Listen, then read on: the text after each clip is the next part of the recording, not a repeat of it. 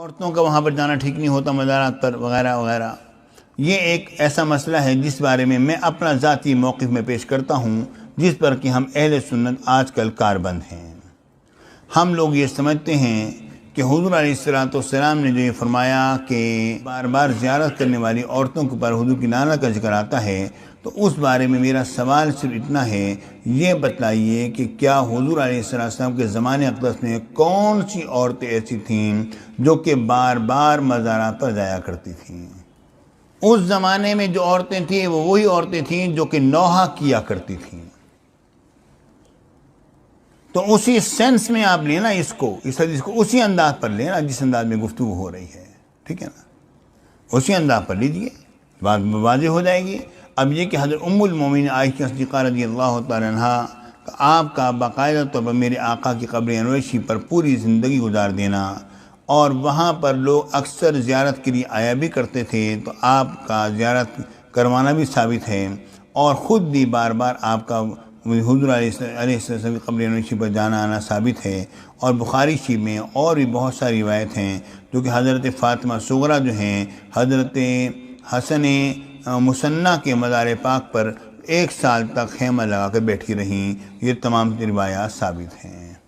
اب اس پر یہ کہنا کہ نہیں جناب علی وہ تو بیٹھی رہیں، تو جب وہ جانے لگیں تو آواز آئی کہ کیا وہ چیز انہوں نے گن پائی تھی اس کو پا لیا،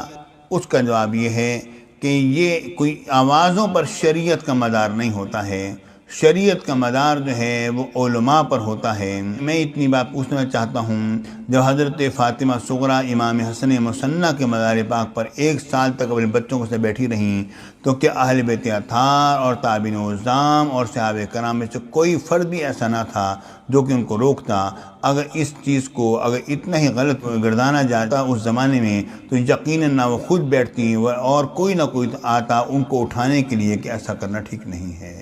یہ ایک اختلافی مسئلہ یقیناً ہے عورتوں کا جانا آنا کہ کیسا ہے، جانا چاہیے نہیں جانا چاہیے۔ اصل بات یہ ہے کہ جہاں پر ہمارے امام اہل سنت اعلیٰ حضرت رحمۃ اللہ تعالی علیہ کا تعلق ہے، اعلیٰ حضرت چونکہ اپنے وقت کے مجدد تھے، تو مجدد کا کام یہ ہوتا ہے کہ دین کو بالکل واضح کرے اس انداز میں کہ اس میں کوئی بعد میں اعوجاج کا عنصر نہ پایا جائے۔ اگر آپ نے اس بات سے منع فرمایا ہے تو اس بنا پر کہ لوگ حد سے تجاوز کر جاتے ہیں، اور یہ جس طرح کہ حضرت عمر بن خطاب رضی اللہ تعالیٰ عنہ نے صرف چند عورتوں کی غلط حرکتوں کی وجہ سے مطلقاً عورتوں پر پابندی لگا دی کہ عورتیں جو ہیں وہ مسجد میں نماز پڑھنے کے لیے نہیں آئیں گی، تو اعلیٰ حضرت نے وہی کام کیا جو کہ حضرت عمر بن خطاب رضی اللہ تعالیٰ عنہ کا انداز تھا، اسی انداز پر آپ نے کام کیا۔ ورنہ آج بھی مساجد میں عورتیں جاتی ہیں نمازیں پڑھنے کے لیے، اور اب اگر صحیح طریقے سے جایا جائے تو آج کل کے علماء اس کو جواز کا فتویٰ دیتے ہیں،